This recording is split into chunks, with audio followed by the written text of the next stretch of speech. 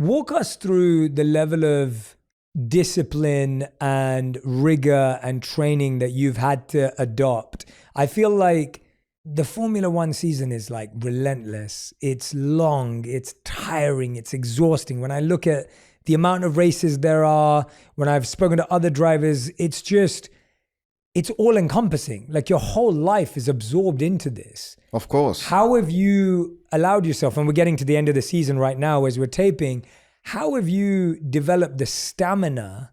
Like what does it take to see yourself through to the end when it's so grueling and so demanding? It changes a lot in your career because you start in karting where there you are spending a lot of days on track, but it's always a track that is very close to your house. So even though you travel or you spend a lot of time in the car to get to the track, you are racing all day, you come back at home in the evening, it's still quite easy in a way because it's all very, very close. Then you get to single seaters, Formula 4, Formula 3, Formula 2, where you've got to travel a bit more all around Europe, I would say. But you've only got like 12, 13 races to do in a year. So it's still not too much. It takes a lot of time, of course, but it's still not too much. And then you get to Formula 1 and it's 24 races now all over the world. And in between the races, you also got to do a lot of events, sponsorship events for the preparation of the races. I'm going in the simulator in Maranello. So lots of things are adding up, which makes it a season that is extremely tiring. And especially when we get to the end of the season, like it is now, it is more and more difficult.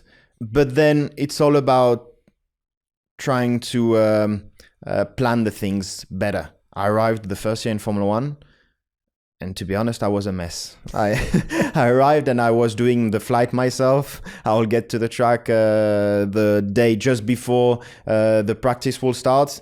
And I will be super tired. And especially the end of the season, then you don't manage to stay at your 100% all the time. And then, of course, with experience, you learn. Now there are a whole team of people helping me in all of this because it's super important to be 100% at the end of the season.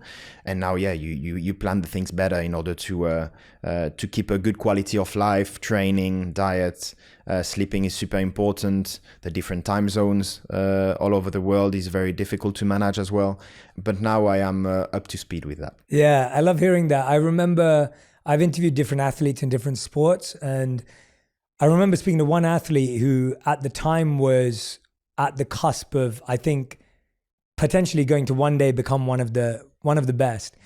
And I remember asking him like what his routine was and how he prepared, and he didn't have one.